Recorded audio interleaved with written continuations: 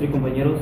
Nosotros somos alumnos de la Facultad de Ciencias Químico-Biológicas en la licenciatura de Química Farmacéutico-Biólogo. Mi nombre es Iván Ruiz. Mi nombre es El Bergame. Y mi nombre es Ignacio Castro.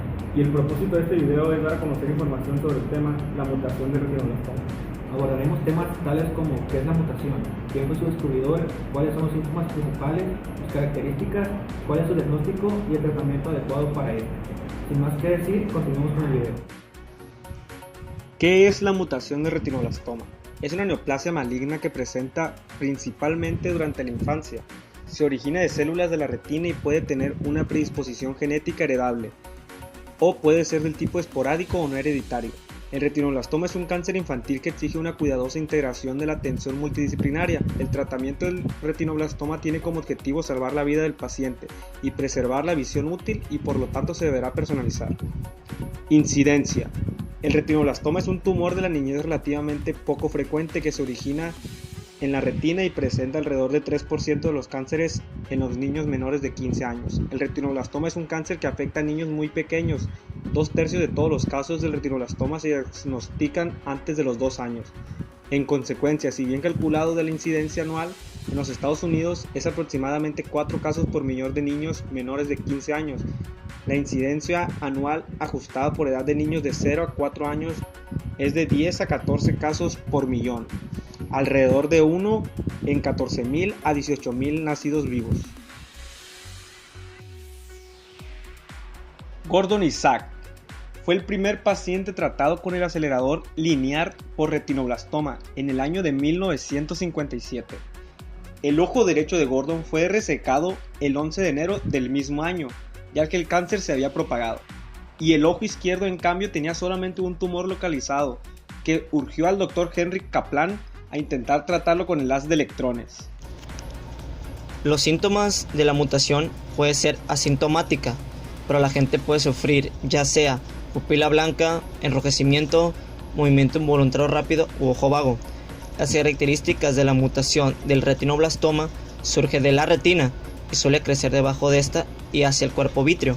El compromiso de las membranas oculares y el nervio óptico se produce de la medida en el que el tumor avanza durante una sucesión de situaciones. La invasión de la membrana coroides es frecuente, aunque la aparición de invasión masiva habitualmente se limita a la enfermedad avanzada. Después de la invasión de la coroides, el tumor llega a la circulación sistémica y crea la posibilidad de metástasis. El avance progresivo a través de las membranas oculares conduce a la invasión de la esclerótica y la órbita. En los niños con antecedentes familiares de retinoblastoma se llevan a cabo exámenes de detección al comienzo de la vida mediante oftalmoscopía con anestesia general, que se hace a intervalos regulares de acuerdo con el cálculo del riesgo absoluto, a partir de la identificación de la mutación de RB1 en el niño y en su familia. Si alguno de los padres tiene esta mutación, el recién nacido se somete a una exploración ocular con dilatación pupilar y anestesia general tan pronto como sea posible durante el primer mes de vida. Los lactantes cuya prueba genética dé un resultado positivo se someten a exámenes mensuales con anestesia.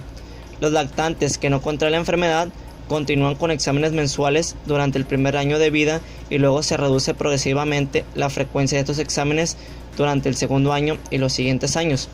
Los exámenes de detección pueden mejorar el pronóstico en términos de preservación del globo ocular gracias al empleo de tratamientos menos radicales que preservan el globo ocular en los niños con antecedentes familiares de retinoblastoma.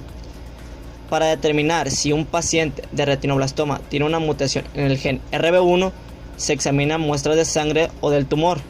Una vez que se identifique la mutación genética del paciente, se procede a examinar a otros miembros de la familia para detectar directamente la mutación mediante secuenciación dirigida.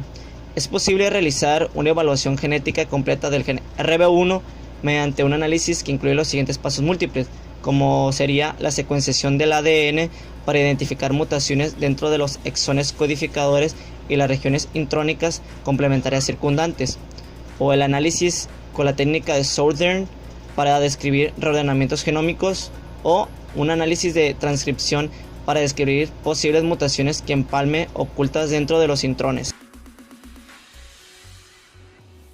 El cuadro clínico inicial. La edad en el momento de las manifestaciones iniciales se correlaciona con la lateralidad. Los pacientes que tienen enfermedad bilateral exhiben manifestaciones a una edad más temprana. por lo general en los primeros 12 meses de vida. La mayoría de los casos presentan leucocoria, que en ocasiones se observa por primera vez después de tomar una fotografía con flash. El estrabismo es el segundo signo de presentación más frecuente y por lo habitual se correlaciona con compromiso macular. Los tumores intraoculares muy avanzados producen dolor, celulitis arbitraria, glaucoma o oftalmia.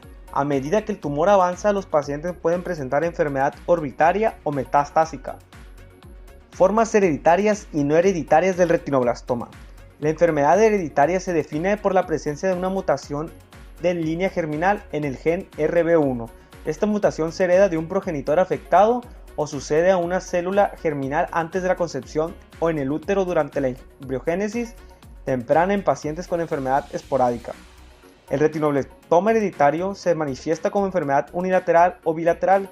Se presume que todos los niños con enfermedad bilateral y aproximadamente 15% de los pacientes con enfermedad unilateral tienen una forma hereditaria, a pesar de que solo el 25% tienen un padre afectado.